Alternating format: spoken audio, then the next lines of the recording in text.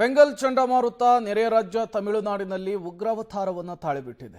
ನಿರಂತರವಾಗಿ ಸುರಿತಾ ಇರುವಂತಹ ಮಳೆ ತಮಿಳುನಾಡಿನಲ್ಲಿ ಅಕ್ಷರಶಃ ನರಕವನ್ನೇ ಸೃಷ್ಟಿ ಮಾಡಿಬಿಟ್ಟಿದೆ.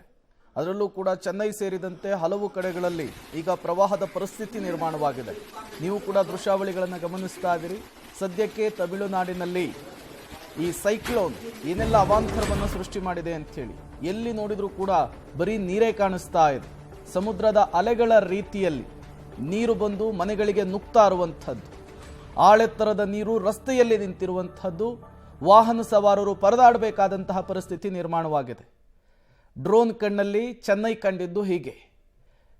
ಕೆಂಪು ಮಿಶ್ರಿತ ನೀರು ಯಾವ ರೀತಿಯಾಗಿ ಇಡೀ ನಗರವನ್ನು ವ್ಯಾಪಿಸಿಕೊಂಡಿದೆ ಅನ್ನೋದನ್ನು ನೀವು ಗಮನಿಸ್ತಾ ಇದ್ದೀರಿ.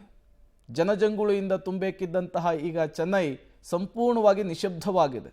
ಎಲ್ಲ ಮನೆಯೊಳಗೇನೆ ಲಾಕ್ ಆಗಿದ್ದಾರೆ. ಅದರ ಪರಿಣಾಮ ರಸ್ತೆಯ ಇಕ್ಕೆಲೆಗಳಲ್ಲಿ ಚೆನ್ನೈನ ದಿಕ್ಕುಗಳಲ್ಲೂ ಕೂಡ ನೀರೇ ನಿಂತಿರುವಂಥದ್ದು. ಮರೀನಾ ಬೀಚ್ನಲ್ಲೂ ಕೂಡ ಪ್ರವಾಹದ ಪರಿಸ್ಥಿತಿ.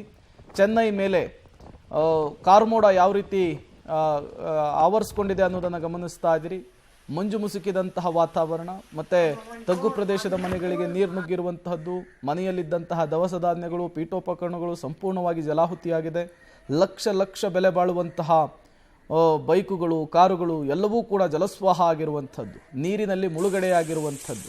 ಜನ ಮನೆಯಲ್ಲಿಯೇ ಜಲದಿಗ್ಬಂಧನಕ್ಕೊಳಬೇಕಾಗದಂತಹ ಪರಿಸ್ಥಿತಿ ನಿರ್ಮಾಣವಾಗಿರುವಂಥದ್ದು. ಇದು ಸದ್ಯ ಬೆಂಗಲ್ ಸೈಕ್ಲೋನ್ ತಮಿಳುನಾಡಿನಲ್ಲಿ ಸೃಷ್ಟಿಸಿರುವಂತಹ ಅವಾಂತರ. ಇನ್ನು 4 ರಿಂದ 5 ದಿನಗಳ ಕಾಲ ಇದೇ ರೀತಿಯ ಮಳೆ ಆಗುತ್ತೆ ಅನ್ನುವಂತಹ ಮುನ್ಸೂಚನೆ. ನೋಡಿ, ಮನೆಯ ಆವರಣದ ಒಳಗೆಲ್ಲ ನೀರು ನಿಂತಿರುವಂಥದ್ದು. ಮತ್ತೊಂದು ಕಡೆ ಸಾಗರೋಪಾದಿಯಲ್ಲಿ ರಕ್ಷಣಾ ಕಾರ್ಯಾಚರಣೆಯನ್ನು ಮಾಡಲಾಗ್ತಾ ಇದೆ. ನಿರಂತರವಾಗಿ ರಕ್ಷಣಾ ಕಾರ್ಯಾಚರಣೆಯನ್ನು ಮಾಡಲಾಗ್ತಾ ಇರುವಂಥದ್ದು. ಇಲ್ಲಿಯವರೆಗೂ 300ಕ್ಕೂ ಹೆಚ್ಚು ಜನರನ್ನು ರಕ್ಷಿಸುವಂತಹ ಕೆಲಸ ಆಗ್ತಾ ಇರುವಂಥದ್ದು. ನಿರಂತರವಾಗಿ ರಕ್ಷಣಾ ಕಾರ್ಯಾಚರಣೆ ಆಗ್ತಾ ಇದೆ. ಮತ್ತೊಂದು ಕಡೆ ಸ್ಟಾಲಿನ್ ಸರ್ಕಾರ ಕೂಡ ಸಕಲ ರೀತಿಯ ಸಿದ್ಧತೆಯನ್ನು ಮಾಡಿಕೊಂಡಿತ್ತು ಪ್ರವಾಹದ ಪರಿಸ್ಥಿತಿಯನ್ನು ಎದುರಿಸಲಿಕ್ಕೆ.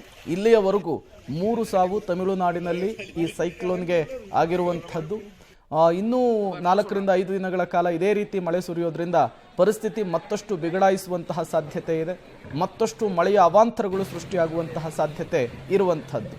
ಕೇವಲ ಚೆನ್ನೈ ಮಾತ್ರ ಅಲ್ಲ, ತಮಿಳುನಾಡಿನ ಹಲವು ಜಿಲ್ಲೆಗಳಲ್ಲೂ ಕೂಡ ಇದೇ ರೀತಿಯ ಪರಿಸ್ಥಿತಿ ನಿರ್ಮಾಣವಾಗಿದೆ. ಅದರ ಜೊತೆಗೆ ಶ್ರೀಲಂಕಾದಲ್ಲೂ ಕೂಡ ಈ ಸೈಕ್ಲೋನ್ ಉಗ್ರಾವತಾರವನ್ನು ತಾಳಿ ಅಲ್ಲೂ ಕೂಡ ಸಾಲು ಅವಾಂತರವನ್ನು ಸೃಷ್ಟಿ ಮಾಡಿರುವಂಥದ್ದು.